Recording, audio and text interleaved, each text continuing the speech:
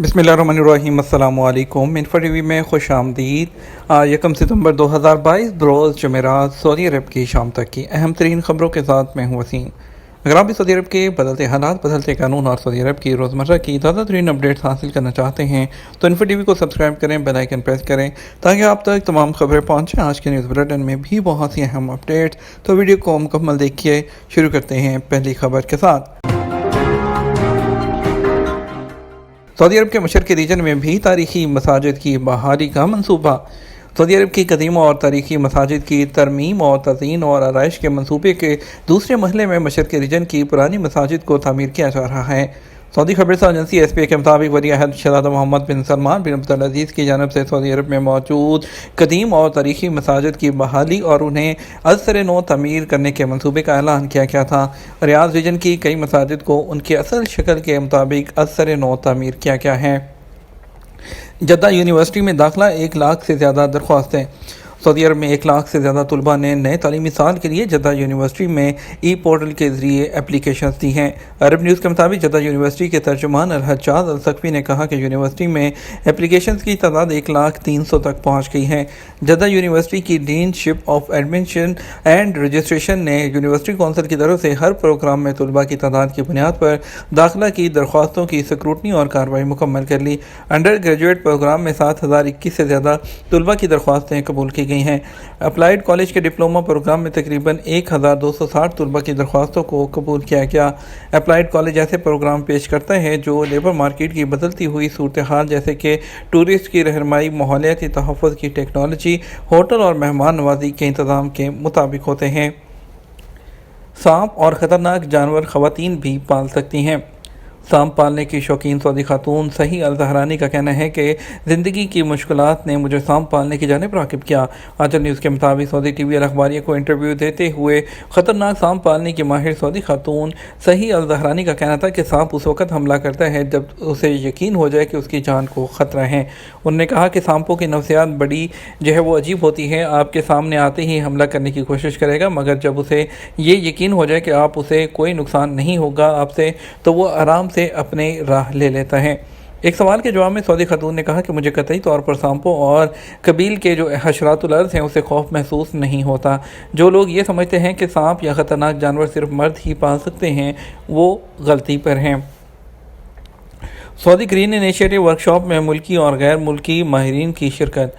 سعودی عرب کی King Abdullah University of Science and Technology KAUST میں 50 سے زیادہ مقامی اور بین الاقوامی ماہرین اور اسپیشلسٹ نے ایک ورکشاپ میں شرکت کی جس میں سعودی عرب میں گرین انیشیٹو کے تحت 10 بلین درخت لگانے کے منصوبے پر عمل درآمد کے اس پر تبادلہ خیال کیا گیا۔ دبئی ایئرپورٹ پر ڈرائیونگ لائسنس کی تجدید کی سہولت دینے کا اعلان۔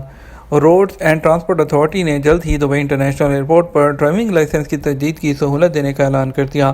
خلیجی میڈیا کے مطابق دبئی نے اپنے بین الاقوامی ہوائی اڈے پر ڈرائیونگ لائسنس کی تجدید کی خدمات پیش کرنے کا اعلان کر دیا۔ اس حوالے سے روڈ اینڈ ٹرانسپورٹ اتھارٹی کی جانب سے بتایا گیا کہ وہ اس سال کی تیسری سہ-ماہی میں دبئی کے ٹرمینل جو 1 ہے اس پر ایک نیا سروس آؤٹ لیٹ کھولے گا اور اس کو نجی شعبے اور قابل اعتماد ایجنٹوں کے ساتھ پارٹنرشپ میں کھولا جائے گا۔ ابتدائی طور پر یہ سروس صبح 8 بجے سے رات 8 بجے تک فراہم کی جائے گی۔ اگلے سال کے آغاز سے یہ سروس ہفتے کے 7 دن 24 گھنٹے دستیاب ہوگی۔ اس کا مقصد مسافروں اور ہوائی اڈے کے عملے کو ان کے لین دین کی کارروائی میں سہولت فراہم کرنا ہے۔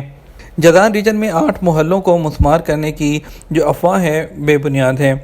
سعودی عرب میں جازان ریجن کی بلدیہ کے ترجمان ڈاکٹر ابراہیم الخیاط نے کہا کہ سوشل میڈیا پر 8 محلوں کو مسمار کرنے کی باتیں بے بنیاد ہیں۔ اخبار 24 کے مطابق سوشل میڈیا پر کچھ عرصے سے جازان ریجن کے 8 محلوں کو گرانے کی افواہیں گردش کر رہی تھیں۔ میونسپلٹی کے ترجمان نے کہا کہ جن 8 محلوں کے بارے میں افواہ پھیلائی جا رہی ہے وہ بے بنیاد ہے۔ لوگوں کو چاہیے کہ وہ افواہوں پر توجہ نہ دیں اور مصدقہ ذرائع سے ہی خبریں حاصل کریں۔ واضح رہے کہ جدہ اور مکہ مکرمہ میں ترقیاتی امور کے تحت متعدد قدیم اور غیر منظم محلوں کو گرانے کا عمل جاری ہے، جہاں نئے انداز سے باقاعدہ منصوبہ بندی کے تحت پروجیکٹس بنائے جائیں گے۔ اس حوالے سے سوشل میڈیا پر جازان کے بارے میں بھی افواہیں پھیلائی گئیں جن کی تردید میونسپلٹی کے ترجمان کی جانب سے کر دی گئی ہے۔ इंश्योरेंस के बगैर गाड़ी चलाने पर जुर्माना। सऊदी महकमा ट्रैफिक ने मुकामी शहरियों और यहाँ मुकीम गैर मुल्कियों को खबरदार करते हुए कहा कि गाड़ियों के इंश्योरेंस ना कराना ट्रैफिक कानून की खिलाफ वर्जी है, लिहाजा इंश्योरेंस ना कराने वालों को जुर्माना होगा। महकमा ट्रैफिक के ट्विटर अकाउंट के मुताबिक अगर किसी शख्स ने गाड़ी की इंश्योरेंस ना कराई तो ऐसी सूरत में उस पर 100 से 150 रियाल जुर्माना होगा। गाड़ी की इंश्योरेंस ना कराने वालों के खिलाफ मुहिम भी शुरू की गई थी। तफ्तीशी चौकियों और अहम चौराहों पर गाड़ियों की चेकिंग की जाती है। कागजात तलब करने पर अगर इंश्योरेंस डॉक्यूमेंट ना हो तो ऐसी सूरत में जुर्माना कर दिया जाता है। इससे पहले भी महकमा ट्रैफिक खबरदार कर चुका है कि अगर किसी गाड़ी का ट्रैफिक एक्सीडेंट हो जाए और ऐसी सूरत में ये बात सामने आए कि कार के मालिक ने इंश्योरेंस नहीं कराई तो ट्रैफिक एक्सीडेंट की कार्रवाई के साथ इंश्योरेंस ना करवाने का भी जुर्माना अलग से किया जाता है।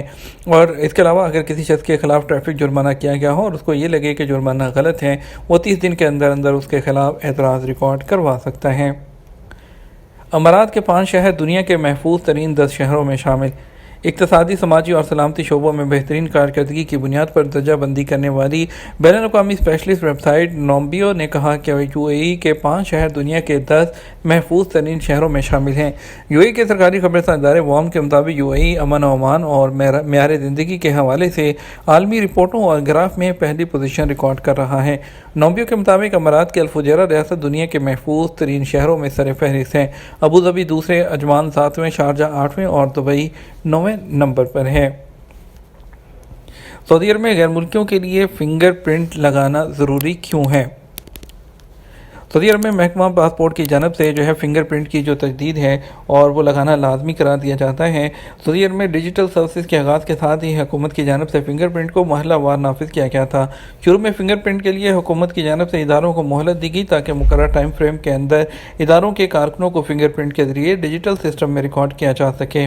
और इसके बाद डेटाबेस सेंटर, फिर उसके बाद दूसरी मोबाइल टीमें लगाई गई और मोबाइल टीमों की वजह से ये सहूलत होती थी कि तमाम कारकुन एक ही जगह पर अपने फिंगरप्रिंट करवा लेते थे। डेटाबेस सेंटर में जब बड़ी तादाद में गैर मुल्कियों के फिंगरप्रिंट जमा हो गए तो दूसरे मरहले का आगाज़ किया गया जो कि फैमिली से रिलेटेड था।